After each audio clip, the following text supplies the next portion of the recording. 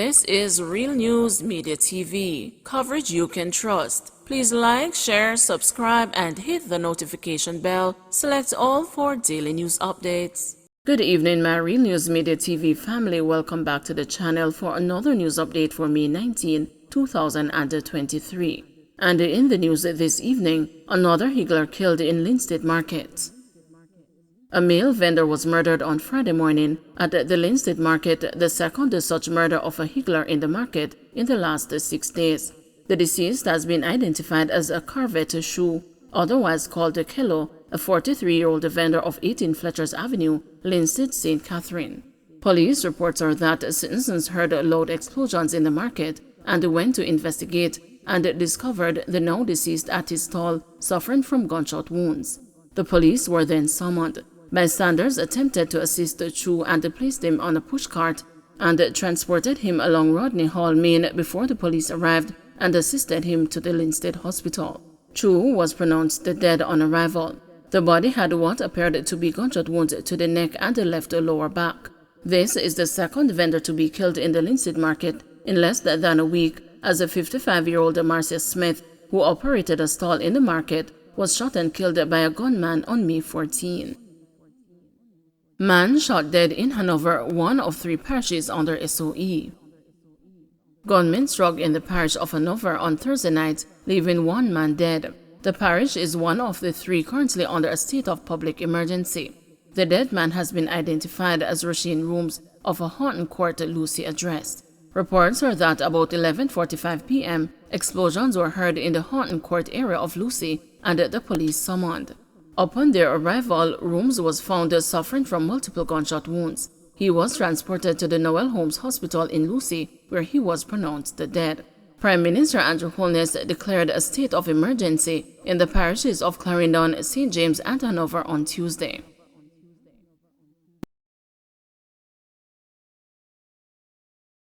The body of a Portland fisherman who went missing at the sea on Thursday has been found.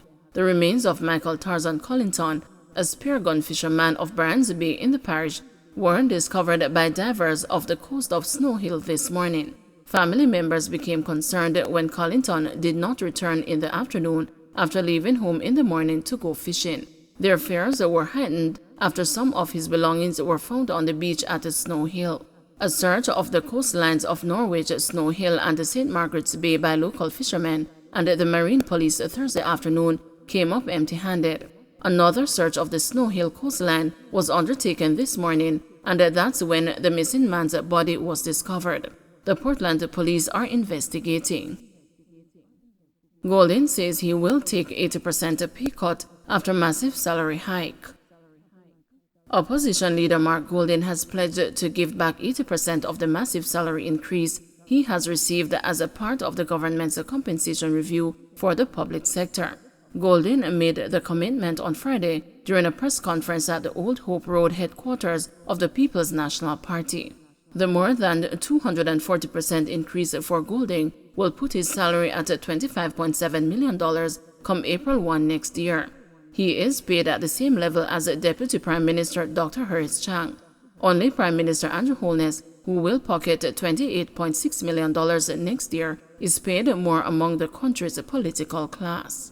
Responding to public outcry, including from church groups, about the ungracious, shameful, and unequitable nature of the salary increases for politicians, Golden said, "I did not come into politics to enrich myself, but to serve the people of Jamaica." The opposition is of the view that the increases in the salaries of elected officials should be suspended until the outstanding grievances affecting public sector workers are satisfactorily addressed. I did not come into politics to enrich myself, but to serve the people of Jamaica. As leader of the opposition, I must lead by example at a time like this. I will therefore redirect the bulk of the 240+% increase in my pay and retain 20% of that increase and contribute the rest to persons in need and other worthy causes. I intend to do this until the outstanding grouses affecting the public sector workers arising out of the restructuring have been satisfactorily addressed. I am mindful that the leader of the opposition is the only parliamentarian on our side whose package is in the senior executive leadership category. And our other parliamentarians continue to have discussions among themselves as to how best to deal with their situation. 3 suspected lottery scammers charged following operations out west. 3 suspected lottery scammers have been charged following a series of operations in Hanover and Westmoreland over the last 8 days.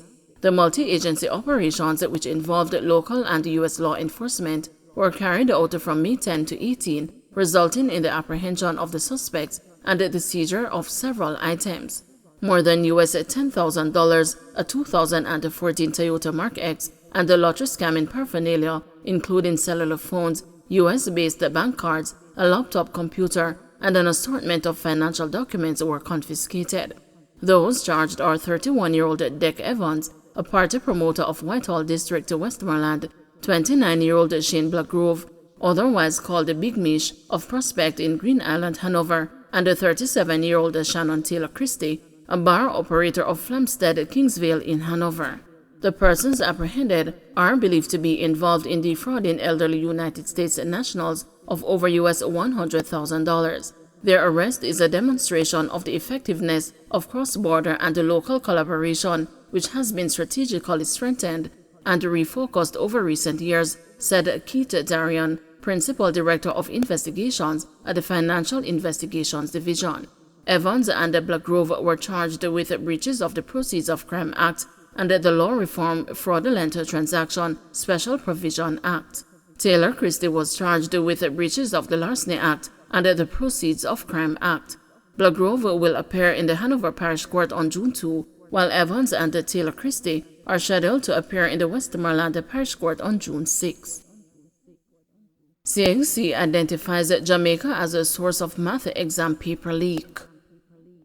The Caribbean Examinations Council says it has identified Jamaica as a country where the leak of its CSEC Mathematics Paper 2 examination originated. Registrar and the Chief Executive Officer, Dr. Wayne Wesley, said the Examinations Council has also identified the examination center connected with the leak.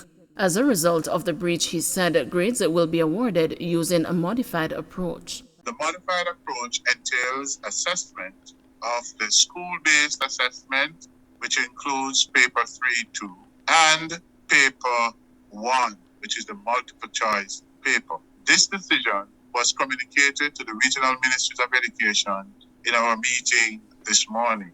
CXC would like to reassure candidates that the security of the regional examination is paramount, and their best interests continue to be at the center of the organization's decisions and processes. Don't forget to like, share, subscribe, and hit the notification bell. Select all for daily news updates.